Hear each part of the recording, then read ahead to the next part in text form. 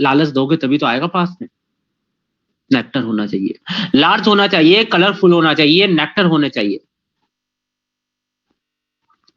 Clear बेटा यहां तक? स्मेल होनी चाहिए उनमें। अब देखिए, बाई चांस मान लीजिए फ्लावर छोटे हैं, अगर फ्लावर छोटे हैं तो वहां पर एक अच्छी कंडीशन मिल जाती है कि बहुत सारे फ्लावर मिलके एक इन्फ्लोरेसेंस बना ले, अट्रैक्टिव इन्फ्लोरेसेंस बना ले, जिसका एक एग्जांपल है सनफ्लावर। सनफ्लावर के अंदर फ्लावर फ्लोरेट्स होते हैं, छोटे छोटे होते हैं, तो उन्होंने पूरे फ्लावर ने मिलकर एक अट्रैक्टिव इन्फ्लोरेसेंस बना लिया, तो इंसेक्ट को अट्रैक्ट कर रहा है। और सनफ्लावर क्या है? इन्फ्लोरेसेंस है, ग्रुप ऑफ फ्लावर है। क्लियर बेटा यहां तक?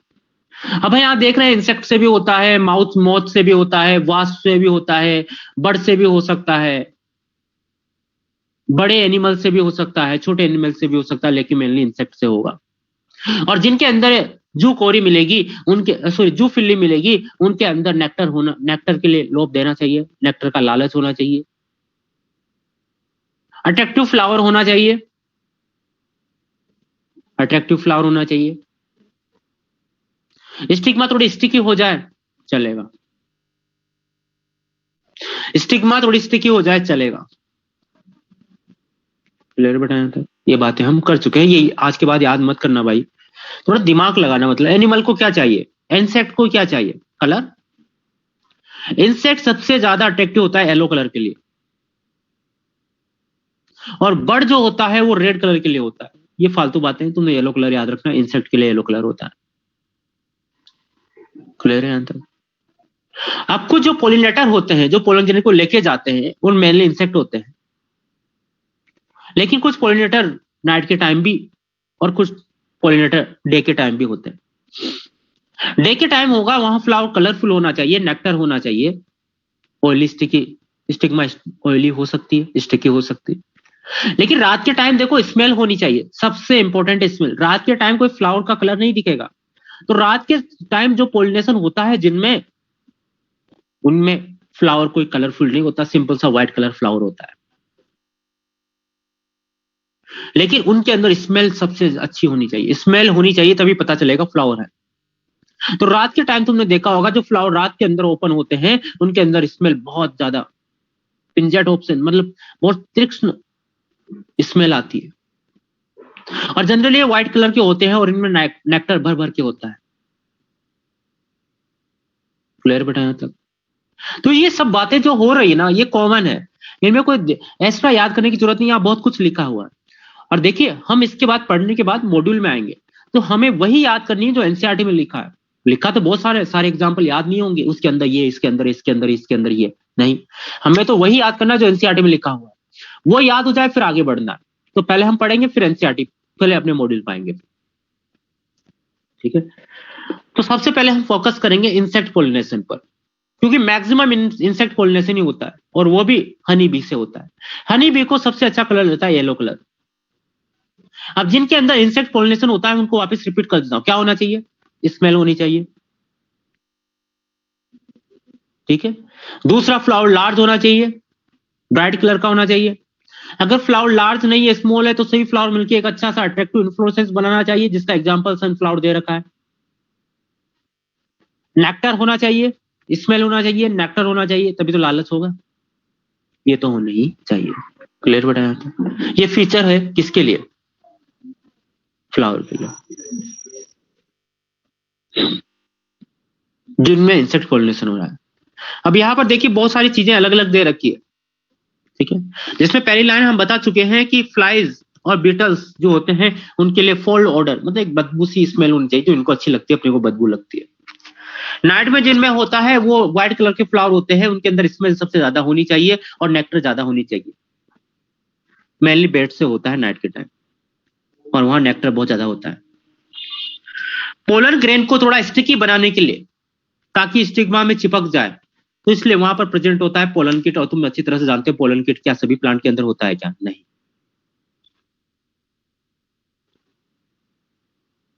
नहीं।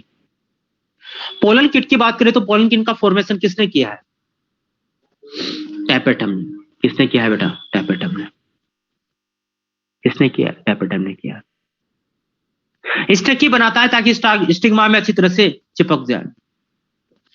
यहाँ पर बहुत सारे प्लांट दे रखे हैं जिनके अंदर है, नहीं याद करने। अब आता है फ्लोरल रिवार्ड्स। प्लांट इंसेक्ट को अट्रैक्ट करने के लिए या इंसेक्ट को लालच देने के लिए कुछ रिवार्ड्स देता है ताकि पॉलिनेशन हो। जैसे नेक्टर दे जाना,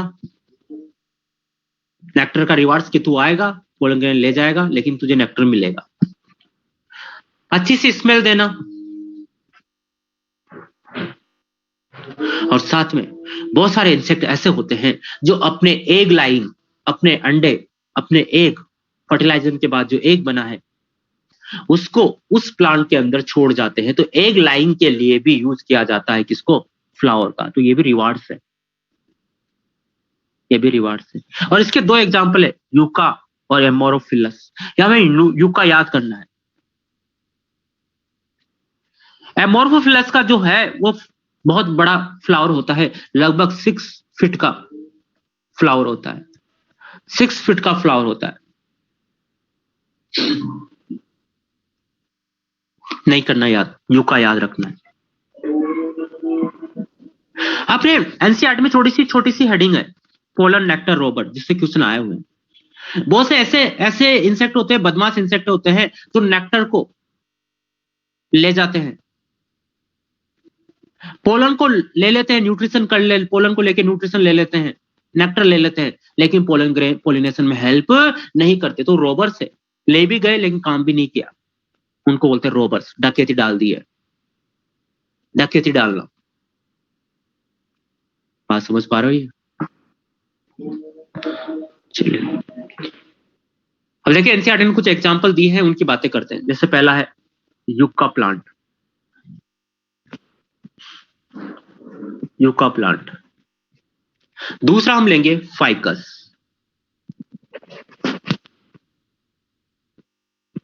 और फिर हम लेंगे ऑर्किड। ये तीन इंपॉर्टेंट है, इनको हम समझते हैं। देखो, यूका के बारे में इकोलॉजी के अंदर दे रखा है को इवोल्यूशन, पैरेलल इवोल्यूशन, लेकिन हम इकोलॉजी नहीं पढ़ रहे अभी हम पॉलिनेशन पढ़ रहे हैं। यूका जो प्लांट होता है वो ऐसे ऐसे उल्टा लटका होता है, व्हाइट कलर का होता है। इसके अंदर नेक्टर अच्छा खासा होता है, ऐसे उल्टा लटका होता है। अब एक इंसेक्ट आता है जिसका नाम है प्रोनोबा, यूका स्केला, ट्राइगोनिया यूका स्केला। यह जो आता है, यह जो फ्लावर है, इसमें यहां पर ऐसे घूमता है इधर उधर से, और नेक्टर लेता है, न्यूट्रिशन लेता है, और साथ में पोलन ग्रेन भी लेता जाता है, पोलन ग्रेन भी लेता जाता है। नेक्टर लेगा तो पोलन ग्रेन भी आ गया, ऐसे घूम रहा है। ठीक है, नेक्टर ले लिया। अबे नेक्टर कब लेता है, ढंग से सुनना बेटा, इसकी कहानी सुनो।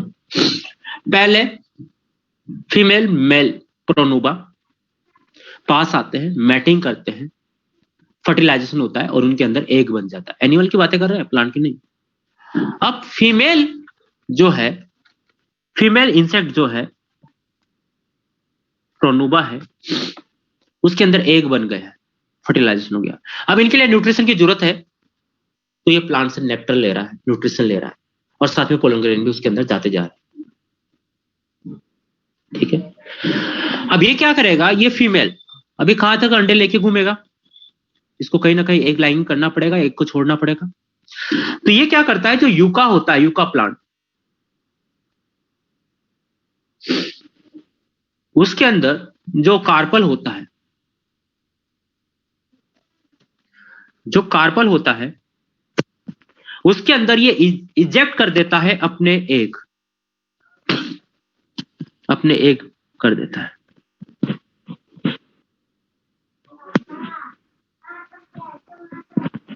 किसके एग है, फीमेल इंसेक्ट के, ओवरी के अंदर। अब इनको न्यूट्रिशन मिलेगा, डेवलप होगा, लेकिन साथ में यूका, साथ में प्रोनोबा यहां पर पोलन ग्रेन भी छोड़ देता है स्टिग्मा। अब पोलन ग्रेन कैसे छोड़ता है, इसको ढंग से सुनना। ये पोलन ग्रेन जो ले रहा था नेक्टर के साथ, एक दो पोलन ग्रेन नहीं, बहुत सारे पोलन ग्रेन लिए है इसने, और पोलन ग्रेन की एक गोली बना दी है, एक गोला बना दिया है, और इसको यहां पर स्टिग्मा में छोड़ देता है। तो यहां पर प्लांट में भी फर्टिलाइजेशन हो जाएगा, पोलिनेशन हो गया है, और साथ में एक भी अंदर चले गए। अब पोलिनेशन हुआ है, प्लांट के अंदर फर्टिलाइजेशन होगा, तो सीड बनेगा, एम्ब्रियो डेवलप होगा। उसी के साथ साथ जो इंसेक्ट के एग है वो भी डेवलप होते जाएंगे। तो यूका भी डेवलप हो रहा है और प्रोनोबा भी डेवलप होता जा रहा है साथ में। क्लियर बेटा? और यूका प्लांट तभी पोलिनेशन होगा जब इसके पास प्रोनोबा आएगा। दूसरे प्लांट से ये कुछ नहीं, दूसरा प्लांट आएगा तो नहीं, काम नहीं चलेगा। तो यूका और प्रोनोबा दोनों एक दूसरे के लिए जरूरी है, दोनों आपस में आएंगे तभी इनका इवोल्यूशन होगा। तो मैच्युलिज्म सिम्बायोटिक है, ऑब्लिगेट सिम्बायोटिक रिलेशन है, इकोलॉजी में पढ़ोगे। और दोनों का विकास साथ में हो रहा है तो इसको बोलेंगे को इवोल्यूशन। बेटा इतनी बातें वहां करोगे, अभी तो इतना समझिए कि प्रोनोबा यूका प्लांट के अंदर कर रहा है। नेक्स्ट आता है ट्रैपडोर मैकेनिज्म। अगर हम यहां पर बात करें तो तुम अच्छी तरह से जानते हो फाइकस को। क्या तुमने कभी फाइकस का नाम सुना है?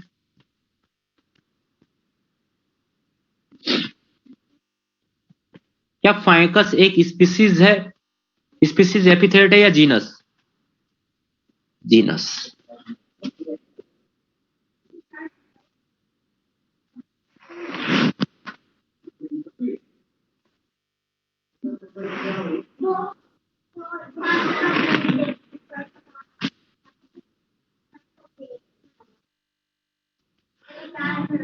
क्लियर?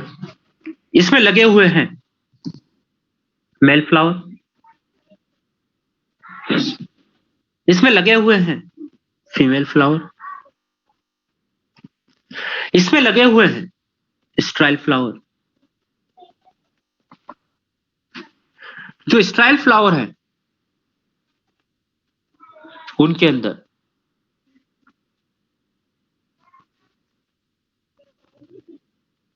ओवरी तो है लेकिन ओव्यूल नहीं है, तो ऐसे को हम बोलते हैं स्ट्राइल फीमेल फ्लावर। बिना ओव्यूल का कार्पल है, बिना ओव्यूल का कार्पल है, तो स्ट्राइल फीमेल फ्लावर, और इन्हीं का नाम है गोल्ड फ्लावर।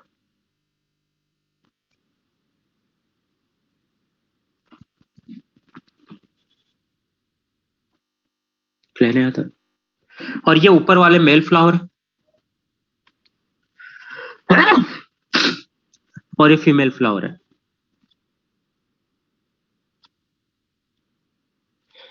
मुझे बताइए मेल फ्लावर हो या फीमेल फ्लावर हो, दोनों फ्लावर कैसे हैं, यूनिसेक्सुअल या बाइसेक्सुअल? यूनिसेक्सुअल या बाइसेक्सुअल? यूनिसेक्सुअल फ्लावर है। इनके अंदर इंसेक्ट आता है, किसी दूसरे प्लांट से पोलन ग्रेन लेके आता है,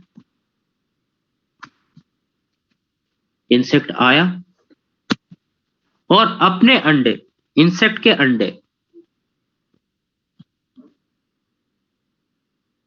ब्लास्टोफेगा है ये, इंसेक्ट के अंडे, इंसेक्ट एग फर्टिलाइजेशन के बाद वाला, किसकी ओवरी में डाल देता है? स्ट्राइल फीमेल फ्लावर के, यहां पर। तो इसको न्यूट्रिशन मिल रहा है, डेवलप हो रहा है।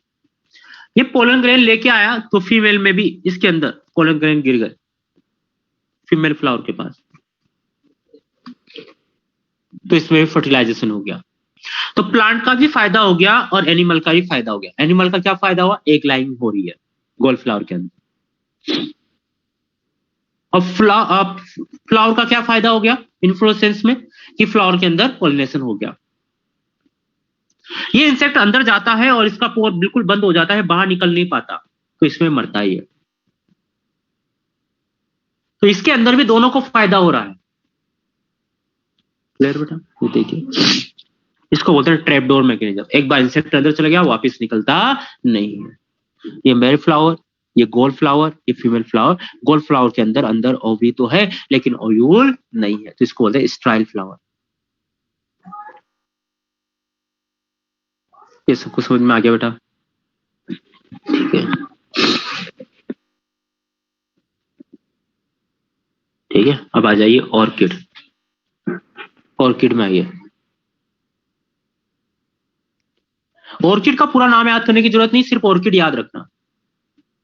ऑर्किड जो होता है उसके अंदर जो पोलिनेशन होता है वो वास्प से होता है। कोल्पा, कोल्पा याद रखोगे काम चल जाएगा।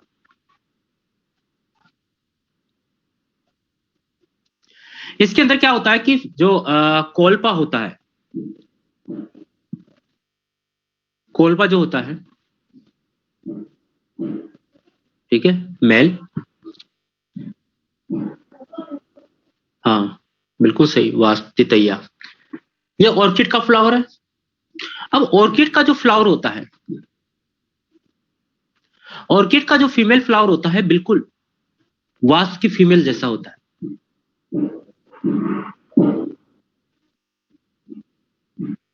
तो वास्प फीमेल फ्लावर ऑर्किड के पास जाता है, ऑर्किड फ्लावर के पास जाता है तो उसके साथ मैटिंग करता है। क्या समझ के? ऑर्किड समझ के, सॉरी वास्प समझ के। लेकिन वो क्या है? फ्लावर है ऑर्किड का। तो मैटिंग होती है तो पोलन ग्रेन इधर से उधर गिर जाते हैं। बाद में पता चलता है फीमेल नहीं है।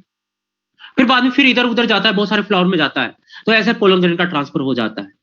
तो यहां पर मैटिंग से, कॉपुलेशन की वजह से ऐसा पोलिनेशन हो रहा है। Wasp female flower, wasp orchid के फ्लावर के साथ मैटिंग कर रहा है, कॉपुलेशन कर रहा है। लेकिन यह कॉपुलेशन क्या ट्रू कॉपुलेशन? नहीं, गलती से मिमिक्री हो रही है। मिमिक्री मतलब होता है ऑर्किड फ्लावर वास्प जैसा है इसलिए मैटिंग हो रही है, कॉपुलेशन हो रहा है। तो धोखा हो रहा है वास्प के साथ और उस धोखे की वजह से ऑर्किड को फायदा हो गया है। इसी को बोलते हैं सूडो कॉपुलेशन। ठीक है। The appearance and order flower is like the female wasp.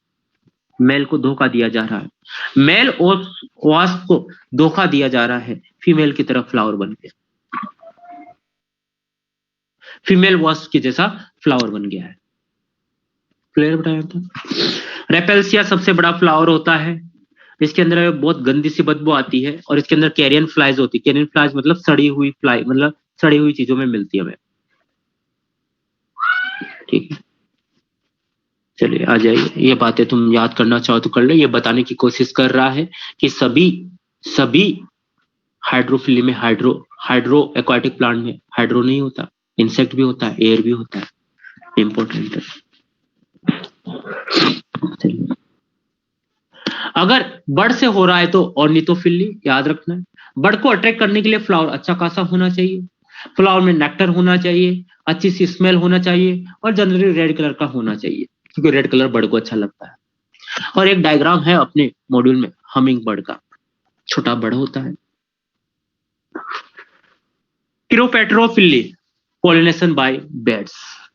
Beds जो होता है वो जनरली नाइट के टाइम होता है और जिनमें बेड से होता है उनके अंदर नेक्टर बहुत ज्यादा होनी चाहिए, स्मेल ज्यादा होनी चाहिए क्योंकि रात के टाइम फ्लावर के कलर से कोई लेना देना नहीं है। तो फ्लावर जनरली व्हाइट कलर का होता है, नेक्टर ज्यादा होता है, स्मेल अच्छी खासी आती है। मर्फेकोफिली, आंट से होने वाला, टर्मिट से होने वाला। मेलेकोफिली, स्नेल से होने वाला। याद रखना, याद हो तो याद कर लेना, नहीं हो तो कोई बुरी बात नहीं है। सम एस्ट्राफाइट, मैंगो में किससे हो रहा है? विंड और इंसेक्ट। हो सकता है बहुत सारों से अलग अलग से हो सकता है, कोई बड़ी बात नहीं। रोज के अंदर बात करें तो अगर हम रेड रोज की बात कर रहे हैं या ऑरेंज रोज की बात करें तो उसके अंदर बर्ड से होता है, समझ पा रहे हो? और जो येलो कलर का रोज होता है उसके अंदर किससे होगा? इंसेक्ट से होगा। रोज डिफरेंट टाइप के होते, तुम अच्छी तरह से जानते हो, मुझसे ज्यादा पढ़े लिखे हो तो। बनाना पोलिनेटेड बाय बर्ड्स, ये याद करना है भाई इसमें ना, ठीक है। और कुछ स्नेक से भी हो सकता है। इसका सबसे बड़ा एग्जांपल सेनेटेलम, चंदन। तुम जानते हो ना, चंदन के पेड़ों में, सेंटेलम के पेड़ों में बड़े बड़े सांप, स्नेक ऐसे लिपटे हुए होते हैं तो पोलिनेशन में हेल्प करते हैं। ओपियोफिली। तो लार्ज एनिमल्स भी पॉलिनेशन में हेल्प कर रहा है। तो इतना हमने पढ़ा है। अब इनमें से क्या इंपॉर्टेंट है? जो एनसीईआरटी का है वही इंपॉर्टेंट है। इधर देखिए, सारा याद मत कर लेना, ऐसे भी टेस्ट में तो आ नहीं रहा, ठीक है। लेकिन फिर भी तब तुम्हें याद करना पड़े तो ये सारा याद मत करना बेटा, नहीं होगा।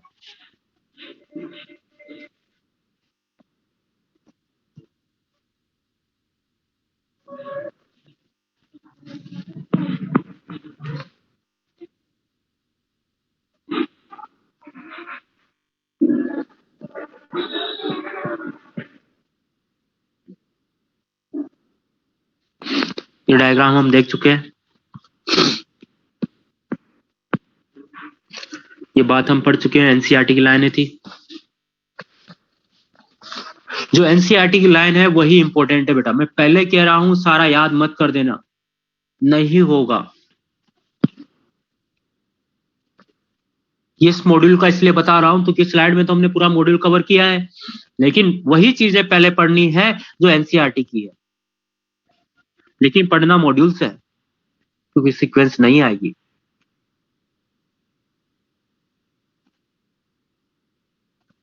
और बात समझ पा रहे हो? तो जहां जहां एनसीईआरटी की लाइन है वही पढ़ना है। मेरी बात मानोगे? ये सब नहीं आता है, पहले आया करता था, अब नहीं आएगा। अगर एनसीईआरटी का याद हो जाए तब जाके आगे जाना है, ठीक है। तो ये सारी बातें मैंने बता दी है, एक्स्ट्रा पॉइंट बता दिए, इनका एनसीईआरटी से कोई लेना देना नहीं है। पहले अंडरलाइन वाला पढ़ना है, ठीक है। All the best. बोलो क्लास खत्म नहीं है, ये इसके लिए ऑल द बेस्ट है ना, ये जो मैं बोलूं वही पढ़ना है, ठीक है। अब देखिए, बहुत सौ के अंदर एनिमल से होता है, किसी के अंदर एलिफेंट से हो रहा है, किसी के अंदर क्या हो रहा है, लेकिन सारा याद नहीं हो सकता भाई। चलिए आगे चलते हैं। कहाँ गया रहे अपना यहाँ?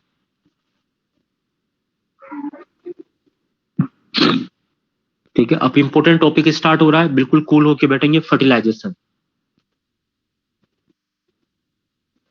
ऑफलाइन में 2 बार से होगा बेटा।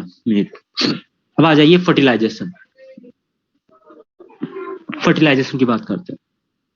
हम देख चुके हैं, पहले हमने पोलन ग्रेन बनाया, फिर हमने एम्ब्रियोसेक बनाया। पोलन ग्रेन के अंदर मेल गैमेट्स, एम्ब्रियोसेक के अंदर फीमेल गैमेट।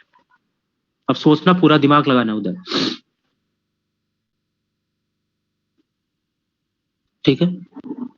मेल गैमेट्स और female gametes. Pollen grain stigma में आएंगे, पोलन ट्यूब बनेगी, पोलन ट्यूब ओयूल के अंदर एंटर करेगी, ओयूल से एम्ब्रियोसेक में एंटर करेगी, और एम्ब्रियोसेक से फर्टिलाइजेशन होगा क्योंकि एग वही है, फीमेल गैमेट वही है। क्लियर बेटा यहां तक? चलिए स्टार्ट करते हैं फर्टिलाइजेशन। आराम से सुनना बेटा। ये मैंने बनाई पोलन ट्यूब,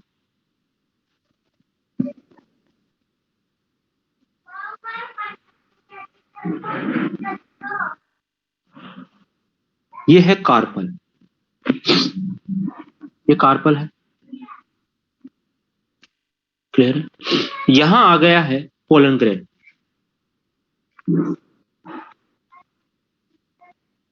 यहां है ये पोलन ग्रेन।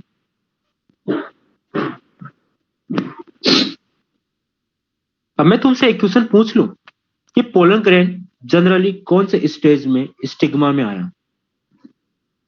2 सेल स्टेज या 1 सेल स्टेज? 2 सेल स्टेज, एक वेजिटेटिव सेल और एक जनरेटिव सेल। क्लियर है? जनरली जब कुछ नहीं बोला जाए तो।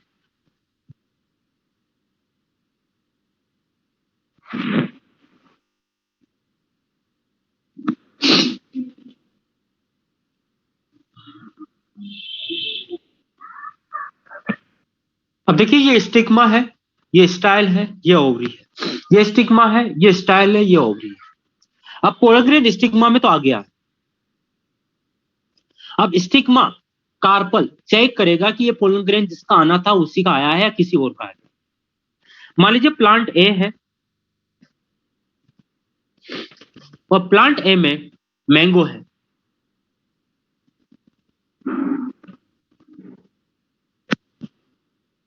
और ये आ गया है नीम का पोलन ग्रेन, नीम का पोलन ग्रेन आ गया।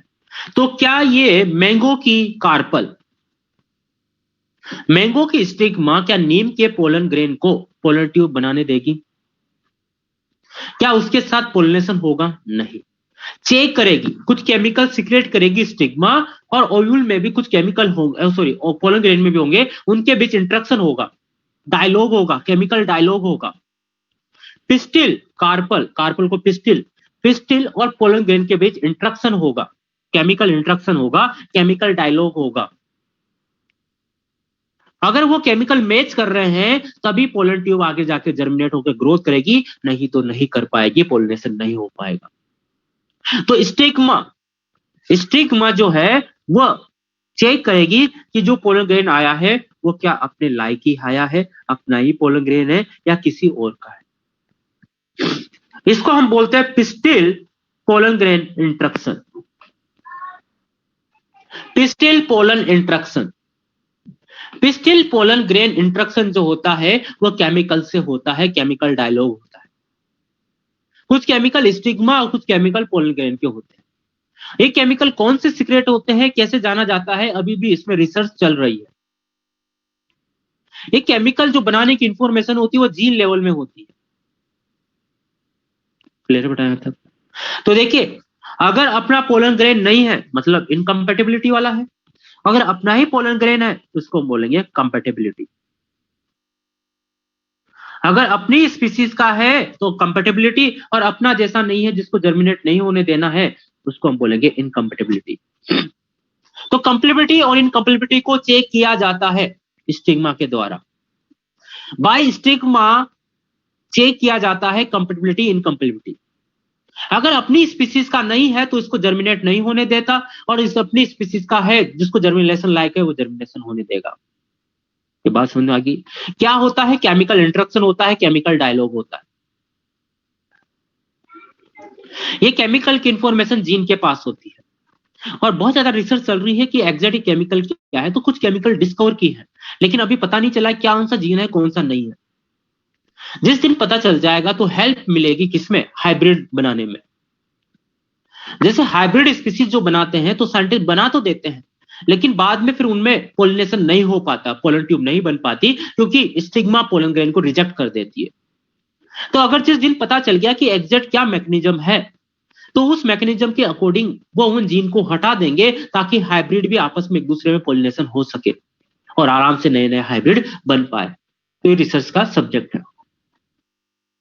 क्लियर है? यहाँ तक? जहां तक pollen tube ovule embryo sac के अंदर एंटर नहीं कर जाती, वहां तक पोलन ट्यूब को लगातार चेक किया जाता है। पोलन ट्यूब निकली, पोलन ट्यूब निकली, फिर चेक, फिर चेक, फिर चेक, फिर चेक, फिर चेक, फिर चेक, तो लगातार चेक किया जाता है। तो ये जो चेक हो रहा है लगातार ग्रोथ के साथ हो रहा है, तो इसको बोलेंगे डायनामिक इंटरेक्शन। पिस्टिल कार्पल मतलब कार्पल, पिस्टिल और पोलन का जो इंटरेक्शन है वो डायनामिक है, लगातार एक जगह रुका हुआ नहीं, लगातार इंटरेक्शन होता जा रहा है, डायनामिक इंटरेक्शन है। तो पिस्टिल और पोलन के बीच जो इंटरेक्शन है वो केमिकल इंटरेक्शन है। कंपैटिबिलिटी इनकम्पैटिबिलिटी को चेक करता है। कंपैटिबिलिटी है तो पोलन ग्रेन की पोलन ट्यूब निकलेगी, पोलन ट्यूब को लगातार चेक किया जाएगा, डायनामिक चेक किया जाएगा। ये बातें समझ पा रहे हो सब? अगर हमें ये एग्जैक्ट पता चल जाए कि पोलन ग्रेन और पिस्टिल के बीच का जो इंटरेक्शन है वो कौन करवा रहा है, तो हम इसको यूज किया जा सकता है किसमें? हाइब्रिड बनाने में, हाइब्रिड बनाने। तो ये एनसीईआरटी की लाइन थी, सारा एनसीईआरटी का पैराग्राफ है, तो ये मैंने तुम्हें समझा दिया। एक बार फिर रीड कर लेते हैं। Pollination does not guarantee the transfer of right type of the pollen. मान ले पोलिनेशन हो गया, लेकिन जरूरी नहीं कि वो जहां गिरा है, जहां जिस स्टिग्मा में गिरा है क्या वो राइट है, वो जरूरी नहीं है। जरूरी नहीं वो कंपेटेबल है, हो सकता है नीम का मैंगो में गिर गया हो सकता है उसी फ्लावर में गिर गया और वो फ्लावर उसी कि पोलन ग्रेन को जर्मिनेट ही नहीं होने दे रहा हो। और 10 pollen of the wrong type either from the other species from the same plant incompatibility and also land of the stigma। मैंने बता चुका हूं क्योंकि बोसो के अंदर सेल्फ इनफर्टिलिटी मिलती है, सेल्फ इनकम्पेटिबिलिटी मिलती है, तो खुद का फ्लावर का खुद का गिर गया तभी वो इनकम्पेटिबिलिटी हो सकता है उस केस के अंदर जब उनके अंदर सेल्फ इनफर्टिलिटी मिले, सेल्फ इनकम्पेटिबिलिटी मिले। और दूसरे स्पीसीज का आएगा वो तो अनकम्पेटेबल है ही सही। Pistil has the ability to recognize the pollen is of the right type। compatible किसको बोला है? right type वाले को। wrong वाले को क्या बोला है? incompatible। ठीक है। if the right type of the pistil accept the pollen and promote the post pollination events। ये बातें हम बता चुके हैं। पोलिनेशन अगर राइट है तो पोलिनेशन के बाद के इवेंट होने लग जाएंगे, मतलब पोस्ट पोलिनेशन इवेंट होने लग जाएंगे। पोस्ट पोलिनेशन इवेंट क्या है? पोलन ट्यूब बनी, फर्टिलाइजेशन हुआ, जाइगोट एम्ब्रियो का डेवलपमेंट हुआ। If the pollen is a wrong type, the pistil reject the pollen by the preventing pollen germination of stigma or pollen tube growth in the style। इस line को समझना बेटा। इसके अंदर में बोला गया है कि मान लीजिए गलत स्पीसीज का पोलन ग्रेन आ गया, इनकम्पेटेबिलिटी पोलन ग्रेन आ गया, तो या तो उसको जर्मिनेट होने ही नहीं देगा वो, अगर जर्मिनेट भी हो गया तो उसको आगे ग्रोथ नहीं होने देगा, मतलब एम्ब्रियो सेक तक नहीं पहुंच पाएगा, फीमेल गैमेट्स तक नहीं पहुंच पाएगा। ये लाइनें समझ रहे हैं हम? पहले समझाया फिर पढ़ के समझा रहा हूं। चलिए आगे। The ability of pistil recognize the pollen result of the dialogue between the pollen grain and pistil. Dialogue है, कौन सा डायलॉग है? केमिकल डायलॉग है, केमिकल डायलॉग है। और एक केमिकल डायलॉग, केमिकल इंटरेक्शन कहां तक चलेगा? एक केमिकल इंटरेक्शन, केमिकल डायलॉग कहां तक चलेगा? जहां तक पोलन ट्यूब एम्ब्रियो सेक के अंदर एंटर नहीं कर जाएगी। The dialogue is the mention by chemical component of pollen interaction with दो पिस्टिल्स। पिस्टिल स्टिग्मा, पिस्टिल का स्टिग्मा, पिस्टिल मतलब कार्पल, कार्पल का स्टिग्मा और पोलन ग्रेन के बीच केमिकल इंटरेक्शन हो रहा है। अरे भाई तू वही है जो हमारा है, अरे तू तो वो नहीं है जो हमारा है, तेरे केमिकल तो मैच नहीं कर रहे, तो जाओ भाग यहां से। वो बोलेगा नहीं मैं तो ग्रो करूंगा, ठीक है, अरे ज्यादा इच्छा है पोलन ट्यूब बना के दिखा, उसने बोला ले बन ले पोलन ट्यूब। पोलन ट्यूब बन गया तो हटाओ, पोलन ट्यूब को आगे ग्रोथ ही नहीं करने देगा, तो कितना ही दम लगा ले भाई, पोलन ट्यूब तो बनने नहीं देंगे, या बन भी गई तो ग्रोथ नहीं करने देंगे। All the events of pollen deposition on the stigma, अरे याद है ना केमिकल इंटरेक्शन, अरे हम भी तो जानते हैं ना, जैसे एंटीजन एंटीबॉडी का जो इंटरेक्शन होता है वो भी तो केमिकल इंटरेक्शन है। Glycoprotein, glycolipid, all the events from pollen deposition on the stigma until pollen tube enter the ovule together rapid is the pollen pistil interaction। ये डेफिनेशन देने की कोशिश कर रहा है एनसीईआरटी कि पोलन ट्यूब और ओव्यूल, एम्ब्रियो सेक और स्टिग्मा के बीच जहां तक पोलन ट्यूब एंटर नहीं कर जाती एम्ब्रियो सेक तक, वहां तक इंटरेक्शन चलेगा भाई। इंटरेक्शन इतना लंबा होता है और लगातार चलता जाता है, तो dynamic interaction. Pollen pistil interaction mediated by chemical components, chemical components. मैं पहले बोल रहा हूं तो मुझसे केमिकल कंपोनेंट के इंटरेक्शन मत पूछ लेना। मेनली कैल्शियम बेरियम इलिसिटोल आता है, लेकिन इसके अंदर अलग भी केमिकल है जो अभी तक डिस्कवर नहीं कर पाए। Pollen pistil interaction is dynamic process, मैं बोल रहा हूं ग्रोथ होती जा रही है तो डायनामिक है, एक जगह रुका हुआ नहीं है। क्लियर बेटा होता? It is the only recent year the botanist, botanist मतलब scientist, able to identify some of the pollen and pistil component interaction leading recognition followed by acceptation or rejection। Scientist discover करने की कोशिश कर रहे हैं कि ये रिजेक्ट और एक्सेप्ट किससे किए जाते हैं। जिस दिन ये रिसर्च हो जाएगी उस दिन इसको यूज किया जाएगा डिजायर हाइब्रिड बनाने में, क्योंकि सबसे बड़ी दिक्कत यही है, साइंटिस्ट पोलन ग्रेन डालता है दूसरी स्पीसीज का हाइब्रिड बनाने वाले का, तो वो रिजेक्ट कर देती है। तो जिस दिन पता चल गया उस जीन को वो हटाएंगे, वहां पर दूसरा जीन डालेंगे, जीन ही नहीं डालेंगे तो आराम से पोलन ग्रेन बनेगा, पोलन ट्यूब बनेगी, पोलन ट्यूब बनेगी तो फर्टिलाइजेशन हो जाएगा। तो इस नॉलेज का यूज किया जाएगा डिजायर हाइब्रिड बनाने में। डिजायर हाइब्रिड मतलब मुझे ये वाला वीट चाहिए, इसमें ज्यादा प्रोडक्ट, तो ये वाला वीट, ये वाला मुझे राइस चाहिए, ये वाला। तो बोटनी में काम करने वाले को बोटनिस्ट स्टडी कर रहे हैं कि इंटरेक्शन ये केमिकल कौन है कहाँ से आया, कौन बनाता है, और जब पता चल जाएगा तो इसी नॉलेज को यूज किया जाएगा हाइब्रिड बनाने। क्लियर बेटा? ये 2 बार हम समझ चुके हैं। यहां तक किसी को डाउट है? यहां तक किसी को डाउट है बेटा?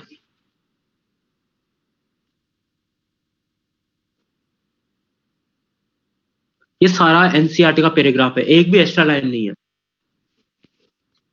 ठीक है, चलिए।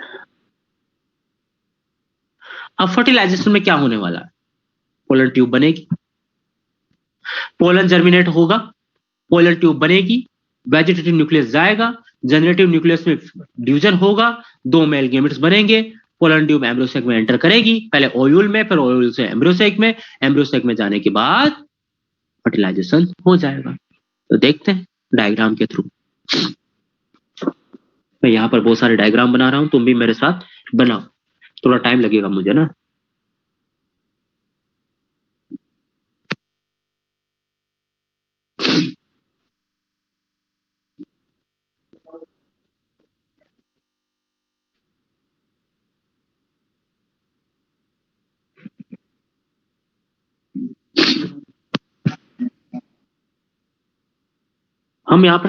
हम यहाँ पर एनाट्रोपस टाइप का बना रहे हैं। एनसीईआरटी में एट्रोपस टाइप का समझाया, दोनों की बातें हम करेंगे बाद में। ये ओयूल लगा हुआ है,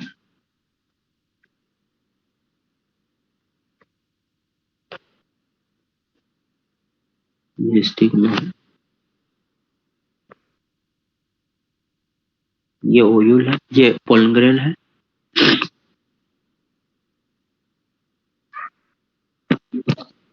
ये पोलन ग्रेन है, ये स्टिग्मा है,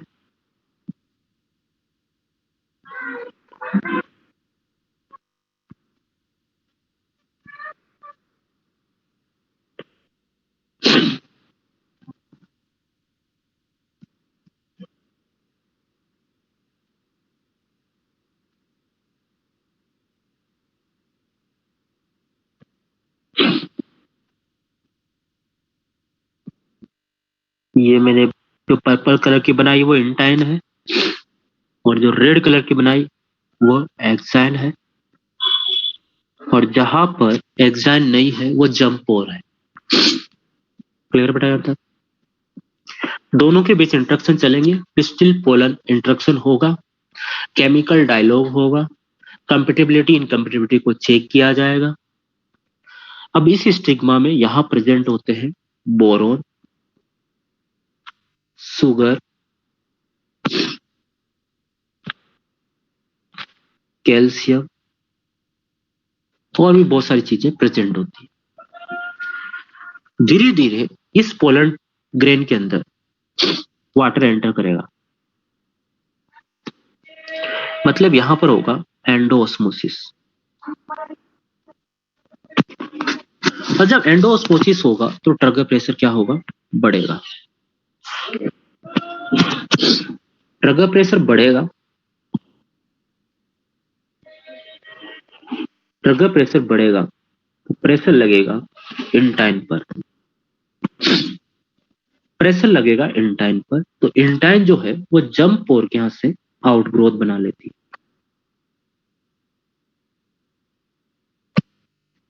कहां से बनाएगी? जंप पोर के यहां से, और इसी को हम बोलते हैं पोलन ट्यूब। तो पोलन ट्यूब कुछ भी नहीं, इंटाइन जो है वो इंटाइन जो है उसकी आउटग्रोथ है। तो इंटाइन की जो है वो आउटग्रोथ है। कहां से निकलेगी इंटाइन की आउटग्रोथ? जहां एक्साइन कंटिन्यू नहीं है, जंप पोर प्रेजेंट है। जैसे ही आउटग्रोथ बनती है सबसे पहले आता है ट्यूब न्यूक्लियस, क्योंकि नाम ही क्या है, ट्यूब न्यूक्लियस है, तो ट्यूब को कंट्रोल करना, ट्यूब की ग्रोथ को कंट्रोल करने का काम ट्यूब न्यूक्लियस ही करेगा, सबसे आगे आ जाता है। और उसके पीछे आता है जनरेटिव सेल, और जनरेटिव सेल के अंदर जनरेटिव न्यूक्लियस है, ये है जनरेटिव सेल, ये रही जनरेटिव सेल। क्लियर है? अब देखिए यहां पर तुम देखोगे तो कितनी पोलन ट्यूब निकली है? 1। पोलर ट्यूब के लिए वर्ड आता है साइपोनो। कौन सा वर्ड आता है? साइपिनो। पोलर ट्यूब के लिए वर्ड आता है कौन सा? साइपिनो। अगर एक पोलन ग्रेन से एक ही ट्यूब निकले, अगर एक पोलन ग्रेन से अगर एक पोलन ग्रेन से एक ही पोलन ट्यूब निकले तो मोनो। अगर एक पोलन ट्यूब से एक से ज्यादा एक पोलन ग्रेन से एक से ज्यादा पोलन ट्यूब निकले तो इसको हम बोलते हैं पोली। पोलन ट्यूब के लिए वर्ड आता है साइपिनो। पोलन ट्यूब के लिए वर्ड आता है कौन सा? साइपिनो। पोलन ट्यूब के लिए वर्ड आता है कौन सा? साइपिनो। तो अगर एक ही टोल निकले तो इसको बोलेंगे पोलीसाइपोनो, मोनोसाइपोनस। अगर एक से ज्यादा निकले तो इसको बोलेंगे पोलीसाइपोनस। तुम तो अच्छी तरह से जानते हो पोलन ट्यूब सबसे पहले कहां मिलना स्टार्ट हुई? ब्रायो में, जिम्नो में या टेरिडो में? पोलर ट्यूब सबसे पहले कहां मिलना स्टार्ट हुई? जिम्नोस्पर्म में। तो साइप्नोगेमस याद है ना तुम्हें? ठीक है, ये समझ में आ गया। पोलीसाइप्नोस कंडीशन हमें मालवेसी के अंदर देखने को मिलती है और मोनोसाइप्नोस कंडीशन हमें जनरली सभी एंजियोस्पर्म के अंदर मोस्टली ये देखने को मिलती है। क्रूसीफेरा के अंदर भी यही देखने को हमें मिलती है। हाँ, पोलर ट्यूब जिम्नो से स्टार्ट हुई, बिल्कुल आंसर क्लियर है। क्लियर है, कहाँ गया वो? पोलर ट्यूब बन गई। इंट्रोडक्शन हुआ, एक पोलर ट्यूब हमने बनाई है, मोनोसाइप्नोस का कैप्सूला पढ़ रहे हो। नीचे की तरफ ओयूल लगा हुआ है। हम अच्छी तरह से जानते हैं ओयूल ओवरी की वॉल से लगा हुआ है।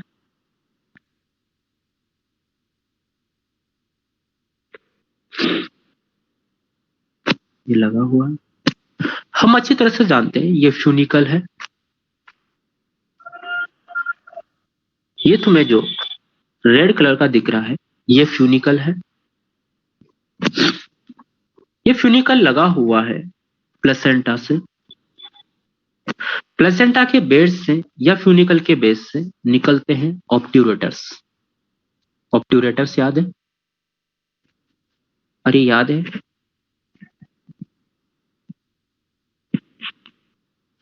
ये ऑब्ट्यूरेटर्स पोलन ट्यूब को गाइड करेंगे, ओयूल तक बुलाएंगे। बिल्कुल आराम से समझे, कोई जल्दीबाजी नहीं। ओयूल तक बुलाएंगे। पोलन ट्यूब को बोलेगा तेरा हीरो इधर है। कहां तक बुला रहे हैं? ओयूल के पास बुला रहे हैं, पोलन ट्यूब को गाइड कर रहे हैं। पोलन ट्यूब लगातार केमिकल के इंटरेक्शन में चलती जा रही है, चलती जा रही है, चलती जा रही है और कहां चली जाएगी? ओयूल में। तो पोलन ट्यूब की अगर हम बात करें तो पोलन ट्यूब को जर्मिनेशन के लिए एक तो चाहिए 20 degree Celsius plus minus temperature, 25 या 20, ये इतना टेम्परेचर चल जाएगा। 25 कर लो प्लस माइनस में, कोई बड़ी बात नहीं। साथ में पोलन ट्यूब को जर्मिनेशन करने के लिए यहाँ पर हमें बोरोन चाहिए, कैल्शियम चाहिए। पोलन ट्यूब अगर जर्मिनेट हो रहा है, पोलन ट्यूब अगर जर्मिनेट हो रही है तो इसको यहाँ पर न्यूट्रिशन की जरूरत भी होगी जो स्टिग्मा के अंदर जनरली मिल जाते हैं।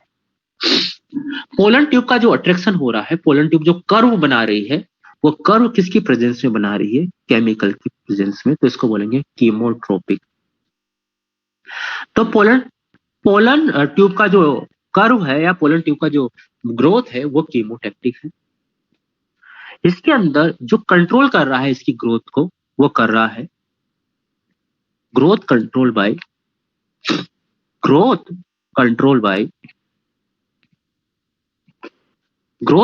Bye tube nucleus. इसकी जो ग्रोथ है वो कैसी है? लेटरल या एपिकल? देख के बताओ, एपिकल ग्रोथ है या लेटरल ग्रोथ है? एपिकल ग्रोथ है। टिप से बढ़ती जा रही है, टिप न्यूक्लियस ट्यूब न्यूक्लियस इसमें हेल्प करता जा रहा है। ये बात समझ में आए सबको? सो मत जाना भाई, धीरे चलेंगे अपन। यहां तक क्लियर है? पोलर ट्यूब को इंस्ट्रक्शन देके देके देके देके आ गए हम कहां पर, ओयूल के पास। पोलर ट्यूब आ गई है किसके पास, ओयूल के पास।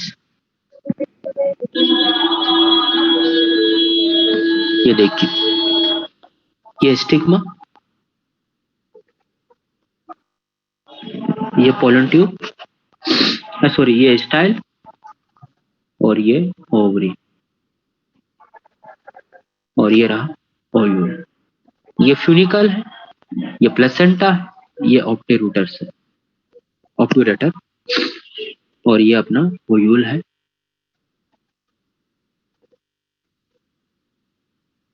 और ये एम्ब्रियोसेक है, न्यूसिलस, न्यूसिलस के अंदर एम्ब्रियोसेक।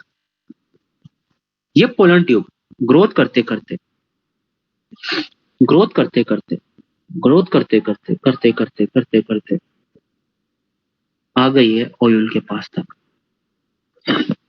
ये जो इंट्रक्शन हुआ है, ये जो कर्व बना है, ये जो मूवमेंट हुआ है पोलन ट्यूब का, ये कीमोट्रोपिक है, कीमोट्रोपिक मूवमेंट है।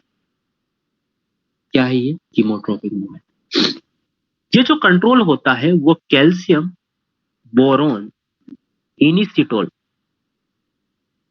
इनिसिटोल एक कॉम्प्लेक्स बनता है, उससे कंट्रोल हो रहा है। और ये लगातार मूवमेंट करता जा रहा है किधर की तरफ, ओयूल की तरफ। यहां तक क्लियर है? अब सुनते रहना ढंग से। बैक में चलते, अरे एक पेज क्यों छोड़ दिया हमने, पेज फालतू थोड़ी आते हैं, प्लांट के बनते हैं। इधर देखिए, अब ढंग से सुनना। जब ये पोलन ट्यूब मूव करती है आगे, तो इस जनरेटिव सेल के अंदर माइटोसिस हो जाता है। इस जनरेटिव सेल के अंदर माइटोसिस हो जाता है, और तुम अच्छी तरह से जानते हो, बन जाते हैं मेल गेमिट्स। दो मेल गेमिट्स बन जाते हैं। ये जो दो मेल गेमिट्स बनते हैं, ये नॉन मोटाइल होते हैं, नॉन मोटाइल होते हैं। तो देखिए, सबसे आगे तो है ट्यूब न्यूक्लियस, पीछे की तरफ ये दो मेल गेमिट्स, ये मेल गेमिट्स है।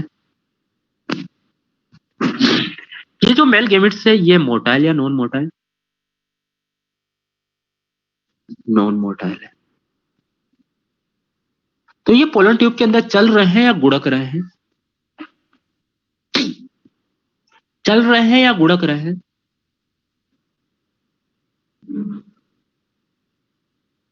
गुड़क रहे हैं, गुड़क नहीं रहे, गुड़क रहे हैं। ठीक है, ठीक है। तो ये जुगेमी नहीं है, समझ पा रहे हो, लुढ़क रहे हैं, क्योंकि नॉन मोटाइल है। एप्टूरेटस ने ओयूल तक इसको गाइड कर दिया है, मेल गेमिट्स बनता है, ट्यूब न्यूक्लियस बन गया है। यहां तक क्लियर है? अब हम इसको और डिटेल में समझने के लिए ओवरी से निकाल रहे हैं बाहर, लेकिन ओवरी के अंदर ही है सब कुछ बातें, लेकिन ओवरी से बाहर निकाल रहे हैं। तो ये मैं बना रहा हूं ओयूल।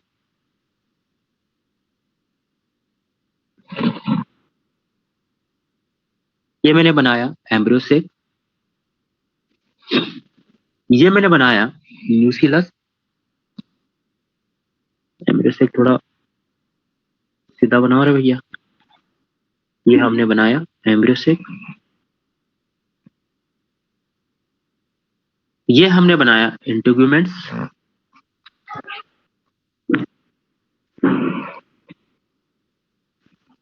दो इंटीग्यूमेंट्स होती है, आउटर और इन।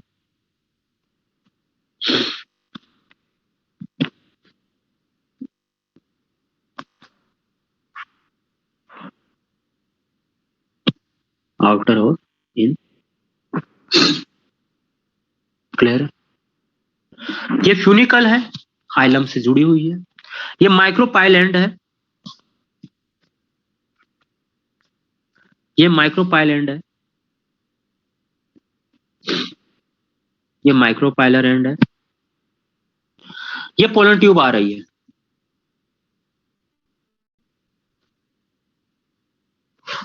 अब ओयूल तक तो गाइड कर दिया ऑब्ट्यूरेटस ने, और साथ में फिलिफॉर्म ऑपरेटर्स भी हेल्प करता है। कैल्शियम बोरोन इनिशिएटर का कॉम्प्लेक्स बनाता है सिनर्जिड सेल, तो दोनों कर रहे हैं। लेकिन अब ओयूल के बाद, ओयूल तक आने के बाद अब इसको कौन गाइड करेगा? तो उसको गाइड करेगा सिनर्जिड सेल।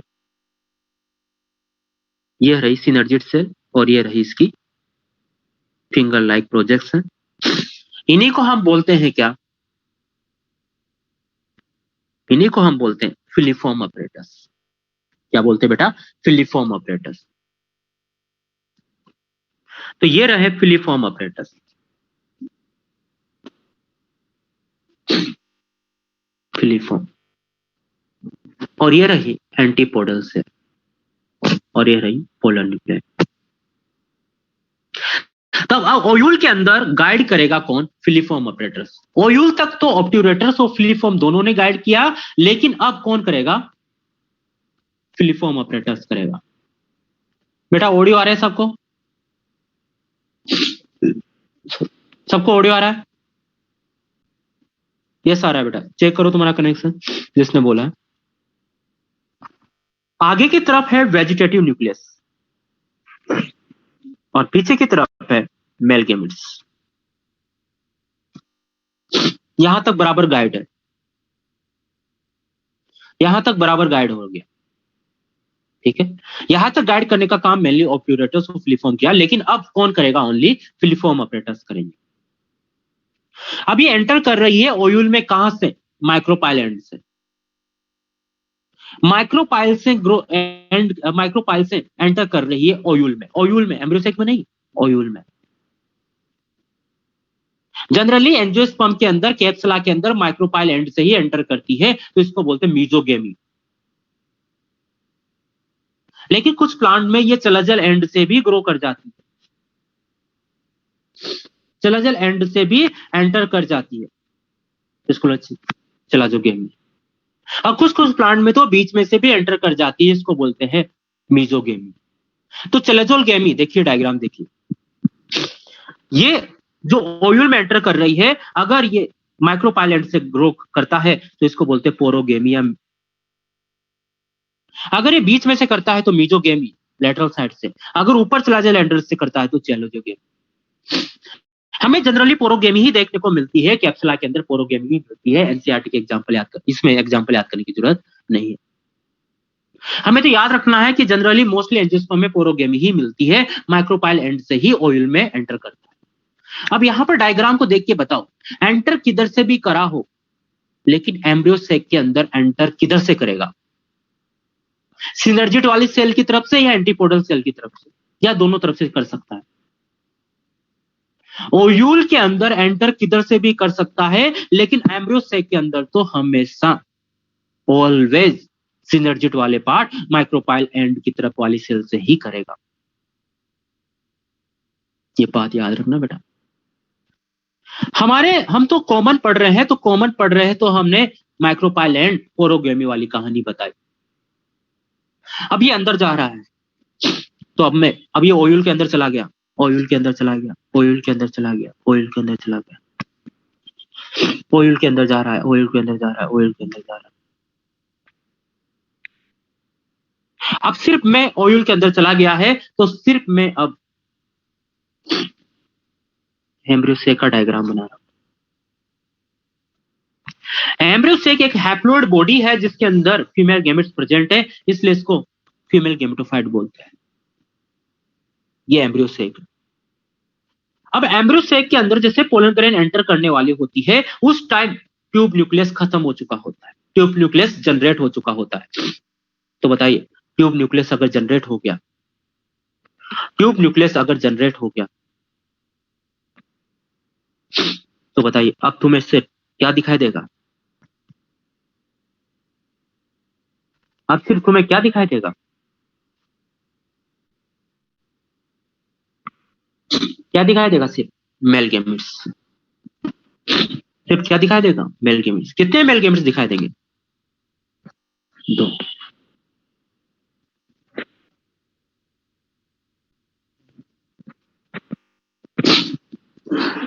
वेजिटेटिव न्यूक्लियस तो बिल्कुल खत्म हो चुका होता है, पीछे की तरफ रह जाता है। जैसे पोलन ट्यूब एंटर करती है, जैसे पोलन ट्यूब एंटर करती है, वैसे ही यहां पर कितने पोलर न्यूक्लियाई थे? कितने पोलर न्यूक्लियाई थे? 2 पोलर न्यूक्लियाई थे।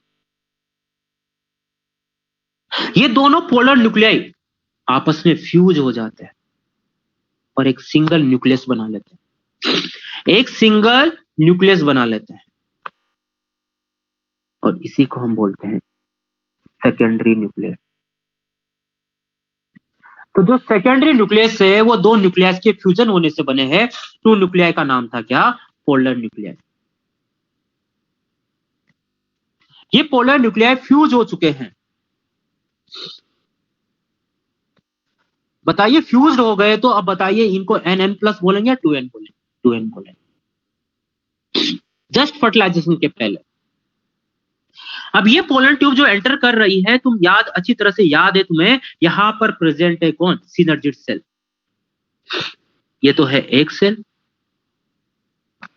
और ये है सिनर्जिड सेल। ये पोलर ट्यूब उधर से एंटर करती है जिधर की तरफ सिनर्जिड सेल खत्म हो चुकी होती है। ये यहां की सिनर्जिड सेल डीजनरेट हो चुकी है। अब ये मेल गैमेट्स धीरे धीरे धीरे धीरे धीरे कहां जाते हैं? इस सेल में आ जाते हैं, और इस सेल का नाम है सेंट्रल सेल। तो ये न्यूक्लियस अंदर आ गए हैं, एक मेल गैमेट्स इधर और एक मेल गैमेट्स इधर। तो वापस रिपीट करता हूं, हुआ क्या है, बिल्कुल फ्रेम करना दिमाग में।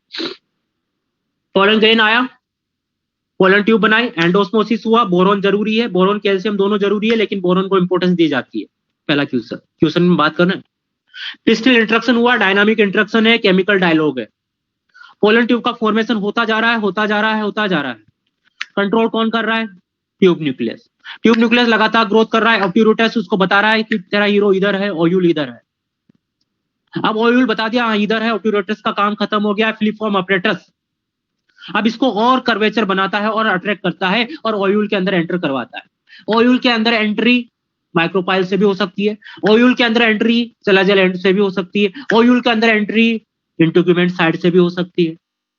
चलाजल एंड से हो तो चलाजोगेमी, माइक्रोपाइल एंड से हो तो पोरोगेमी, लेटरल साइड से हो तो मीजोगेमी। जनरली एंजियोस्पर्म के अंदर पोरोगेमी देखने को मिलती है, माइक्रोपाइल एंड के अंदर देखने को मिलती है। Filiform apparatus calcium boron इनिसिटोल complex बनता है, सीक्रेट होता है, अट्रैक्ट करता है, अंदर की तरफ जाने की कोशिश करता है, ऑयल के अंदर एंटर कर जाता है और एम्ब्रियो सेक के अंदर एंटर करने लगता है।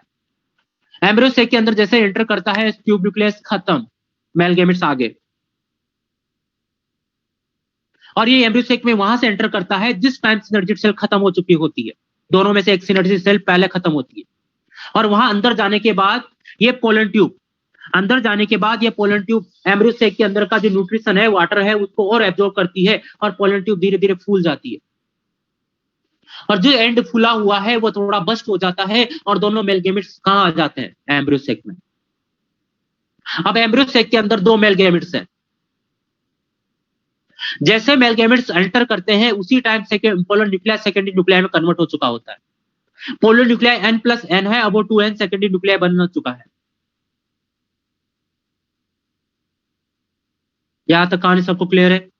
यहां तक कहानी सबको क्लियर है बेटा? यहां तक क्लियर है? अब अपने पास एम्ब्रियो सेक में कितने कितने मेल गैमेट्स पड़े हुए हैं? 2।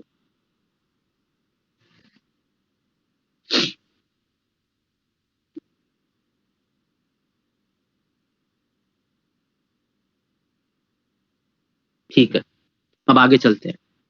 कुछ एक्स्ट्रा पॉइंट है जो एनसीईआरटी में तो नहीं दे रखे, लेकिन सुन लो। जैसे जैसे पोलर ट्यूब आगे की तरफ बढ़ती है, पीछे की तरफ कैलोस बैंड बनते जाते हैं,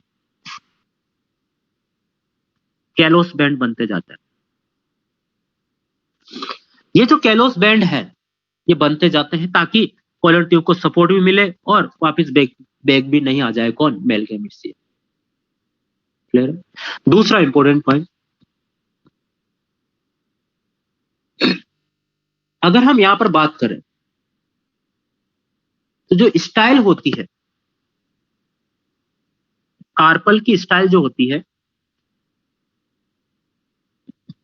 वो 2 टाइप की होती है। कुछ प्लांट के अंदर होलो होती है, कुछ प्लांट के अंदर सॉलिड होती है। किसी के अंदर होलो स्टाइल और किसी के अंदर सॉलिड स्टाइल। होलो स्टाइल का अगर डायग्राम बनाए तो ये रही स्टिग्मा, ये रही स्टाइल और ये रही ओवरी। होलो स्टाइल के अंदर हमें स्टाइल में आसपास सेल की कवरिंग मिलती है और इन्हीं को बोलते हैं ग्लैंडुलर टिश्यू।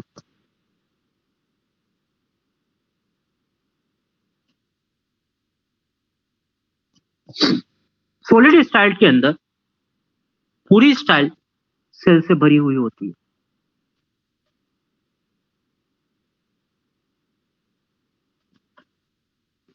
पूरी स्टाइल सेल से भरी हुई होती है। ये सेल है, सेल से भरी हुई।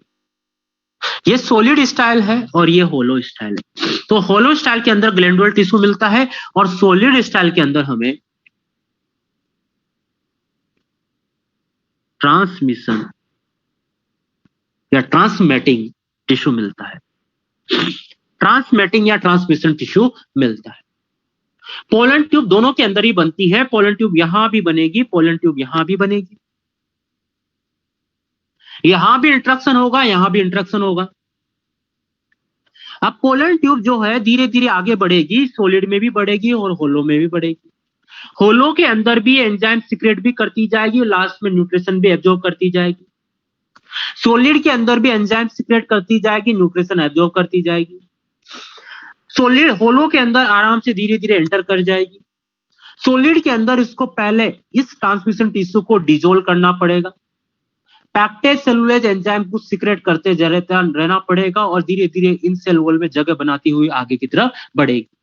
तो ज्यादा मेहनत सॉलिड स्टाइल में करनी पड़ेगी, लेकिन मेहनत करनी पड़ेगी, लेकिन सक्सेस हो जाएगी, क्योंकि वो सॉलिड के लिए अडेप्ट है और ये होलो के लिए अडेप्ट है।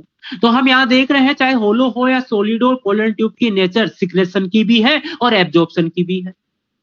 तो पोलन ट्यूब एब्जॉर्ब भी करती है और सिक्रेशन भी करती है। याद रखना पॉइंट पोलन ट्यूब का। होलो स्टाइल हो या सॉलिड स्टाइल हो, दोनों के अंदर पोलन ट्यूब तो बनेगी और आगे की तरफ बढ़ेगी। सॉलिड स्टाइल के अंदर ट्रांसमिशन टिश्यू है और होलो स्टाइल के अंदर ग्लैंडुलर टिश्यू है। क्लियर है? ठीक है। अब हम यहाँ रुके हुए थे, आराम कर रहे थे। 2 मेल गैमेट्स आ चुके हैं एम्ब्रियोसेक के अंदर। ये embryo sac nucleus, nucleus ovule, ovule ovary के अंदर। ये सब बातें यहाँ की चल रही है, अंदर की, अंदर अंदर। क्लियर बेटा? यहाँ अब सुनो,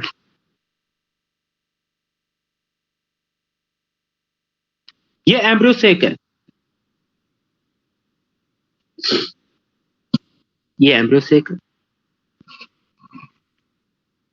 अब धीरे धीरे एंटीपोडल सेल ये धीरे धीरे खत्म होने वाली होती है और सिनर्जी सेल भी लगभग खत्म होने वाली होती है।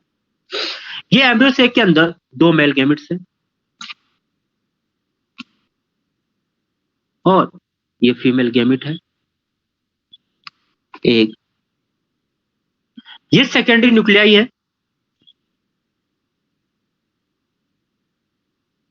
ये एंटीपोडल सेल है जो धीरे धीरे खत्म हो रही है। ये सिनर्जिड सेल है, ये भी धीरे धीरे खत्म हो जाएगी। ठीक है? क्लियर है? अब डॉक्टर सुनना, ये है सेकेंडरी न्यूक्लियाई। न्यूक्लियाई क्या, न्यूक्लियस बोलेंगे। ये बना था फर्टिलाइजेशन, जस्ट फर्टिलाइजेशन के पहले पोलर न्यूक्लियाई। पोलर न्यूक्लियाई के, पोलर न्यूक्लियाई क्यों बोला है? प्लूरल है, N+ फ्यूज होने से बना था जस्ट फर्टिलाइजेशन के पहले। ये मेल गैमेट्स है,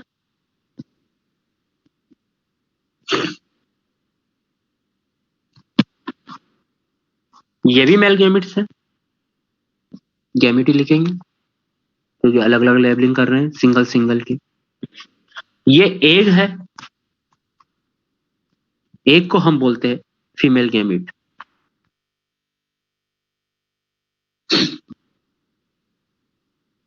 गैमेट्स कोई सा भी हो, हैप्लोइड होगा। ये दोनों फ्यूज होंगे 2n प्लस n, तो बनेगा primary endosperm nucleus in primary endosperm cell. इसको समझना ढंग से।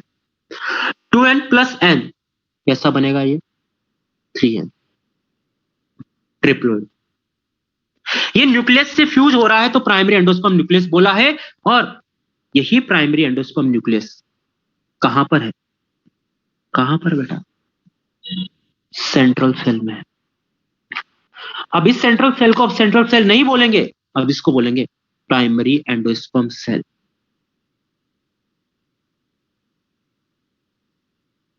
ये बात समझ में आ गई सबको? मैंने क्या बोला तुमसे? मैंने बोला कि secondary nuclei, sorry secondary nucleus fuse हुआ मेल गैमेट्स के साथ, या मेल गैमेट न्यूक्लियस बोल दो। ये भी हैप्लोइड, ये भी हैप्लोइड, दोनों फ्यूज होके बना रहे हैं प्राइमरी एंडोस्पर्म। पहले मेरी बात सुन लो, ट्रिपल ऑपर को रहने दीजिए, पहले इधर देखिए, इसमें ही उलझे रहते हैं। प्राइमरी एंडोस्पर्म न्यूक्लियस, ये सॉरी ये 2n और ये n, तो ये किस्सा हो गया 3n, इसको हम लोग बोला शॉर्ट में pn। हम जानते हैं सेकेंडरी न्यूक्लियस कहां प्रेजेंट था? सेंट्रल सेल में या पोलर सेल में प्रेजेंट था। अब फर्टिलाइजेशन के बाद, फ्यूजन के बाद, अब इस सेंट्रल सेल को हम क्या बोलेंगे? Primary endosperm cell. और इस प्राइमरी एंडोस्पर्म सेल के अंदर बन गया है कौन? Primary endosperm nucleus. तो बताइए प्राइमरी एंडोस्पर्म सेल भी कैसी होगी? ट्रिप्लोइड या हैप्लोइड? क्योंकि इसका न्यूक्लियस ट्रिप्लोइड है तो सेल को भी ट्रिप्लोइड बोलेंगे भाई। क्लियर बताया था? इस फ्यूजन के अंदर अगर इनडायरेक्ट में तुमसे पूछे तो कितने न्यूक्लियस फ्यूज हो रहे हैं? 2 तो पहले थे, इनडायरेक्ट में 2 तो थे और 1 ही हो गया, तो 3 न्यूक्लियस फ्यूज हुए हैं, तो इसको हम बोलेंगे triple fusion. Triple fusion. Male gametes और एग दोनों फ्यूज होके आगे की तरफ जायगोट बनाते हैं, और इसी को हम रियल फर्टिलाइजेशन या सिनगेमी बोलते हैं। तो तुम यहां पर देख पा रहे होंगे कि मेल गैमेट जनरली यही तो होता है, मेल गैमेट फीमेल गैमेट से फ्यूज होता है। मेल गैमेट फीमेल गैमेट के साथ फ्यूज हो रहा है, तो ये क्या बनाएगा? जायगोट। यही जायगोट आगे एम्ब्रियो बनाएगा, और ये यूनिसेलुलर है। हैप्लोइड है या डिप्लोइड है? डिप्लोइड है। इसी को हम बोलते हैं सिनगेमी, और इसी को हम बोलेंगे ट्रिपल फ्यूजन। तो बताइए इसके अंदर 2 बार मेल गैमेट्स फ्यूज हो रहा है। मेल गैमेट्स का फ्यूज होने को हम फर्टिलाइजेशन बोलते हैं, तो 2 बार फर्टिलाइजेशन हो रहा है, तो इसको बोलेंगे डबल फर्टिलाइजेशन।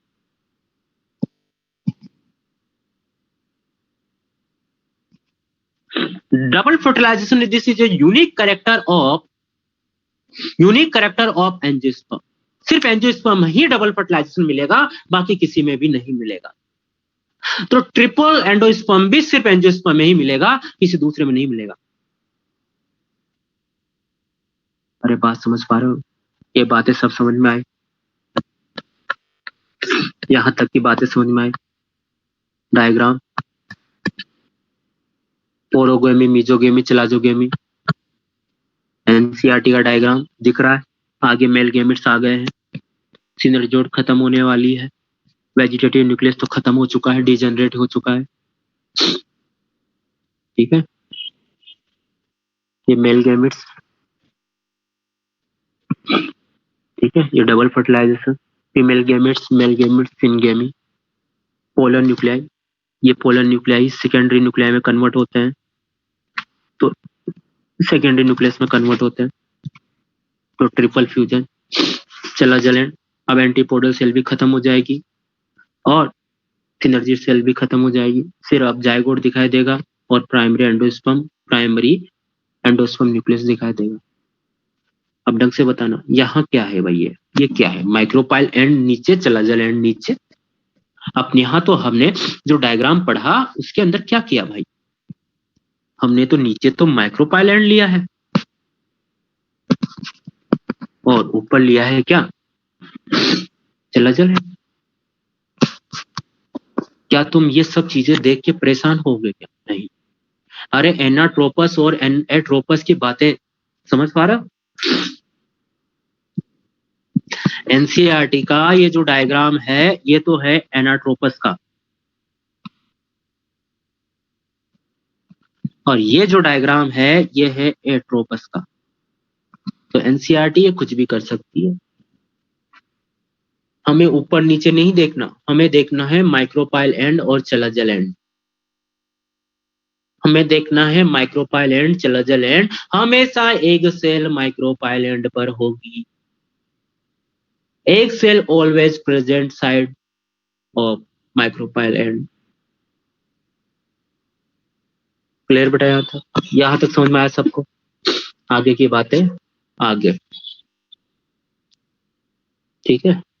अब देखिए मॉर्फोलॉजी में कुछ स्पेशल पॉइंट छूटे हुए हैं, उनको कर लेते हैं। ऐसे वो टेस्ट में आ नहीं रहे, लेकिन एक बार कर लेते हैं। मुझे याद आ गया, किसी स्टूडेंट ने याद दिलाया था कल भी और आज भी डाउट पूछ के याद दिलाया, तो मैं ये कर ही लेता हूँ, नहीं भूल जाऊंगा।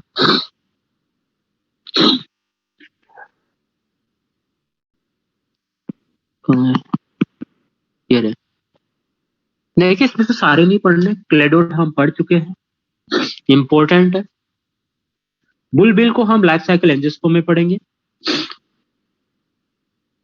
ठीक है। कैबेस बात कर चुके हैं, पिस्टिलोइड, स्ट्राइल पिस्टिल, स्ट्राइल स्टेमन, स्टेमिनोड्स, पिस्टिल जानते हो ना, कार्पल। आइसोमेरस फ्लावर पढ़ चुके हैं, पॉलीगेमस पढ़ चुके हैं, पोजिशन ऑफ पढ़ चुके हैं। अगर ओवरी के टर्मिनल एंड पर हो स्टाइल, जनरली यही बनाते हैं डायग्राम। अगर पार्स में हो तो ये ओवरी है ना, ऐसे पार्स में। पार्स क्या हिंदी मीडियम थोड़ी हो, इंग्लिश हो ना। लेटरल साइड में हो तो ठीक है। अब आता है गायनो बेसिक स्टाइल, इसको समझिए। ये ओवरी है और ओवरी के नीचे से निकले स्टाइल, इसको बोलते हैं गायनो बेसिक स्टाइल। और इसके अंदर 4 लिखे हैं, तो कभी कभी किसी के अंदर, जिस प्लांट के अंदर मिल रही है उसके अंदर 4 होते हैं ऐसे ओवरी, और फ्यूज होती है, तो उसके अंदर हमें 4 लोब के नीचे से निकलती हुई दिखाई देती है ऐसे। तो बेस से निकले तो गायनो बेसिक, ऊपर से निकले तो बिल्कुल टर्मिनल बेस, टर्मिनल गायनो टर्मिनल, और लेटरल साइड से निकले तो गायनो लेटरल। बाकी तो ये सारी चीजें हम पढ़ चुके हैं। सेप्रोन जो कैसा है, स्टिग्मा प्लस स्टाइल की होती है, क्योंकि स्टिग्मा स्टाइल होगी तो स्टिग्मा तो होगा ही, लेकिन मेन पार्ट स्टाइल होगा, ठीक है। बाकी ये हम पढ़ चुके हैं। जियोकार्पिक फूड जो अंडरग्राउंड मिलते हैं, बेस्ट एग्जांपल है ग्राउंड नट, ठीक है। ये हो गया है। अब एक बार रिविजन कर देता हूँ। मॉर्फोलॉजी में देखिए वही एग्जांपल याद करने जो एनसीईआरटी की है, ठीक है। एनाटॉमी का मैं रिविजन कर देता हूँ, लाइफ साइकिल एंजियोस्पर्म टेस्ट में नहीं आ रहा, एनाटॉमी का रिविजन कर देता हूँ। एनाटॉमी में हमने पढ़ा, किसका करूँ रे भाई यार, मैं सबका नहीं कर सकता क्योंकि आज मेरी तबीयत इतनी अच्छी है नहीं तो मैं 15 मिनट में तो निपटा देता 4-5 चैप्टर।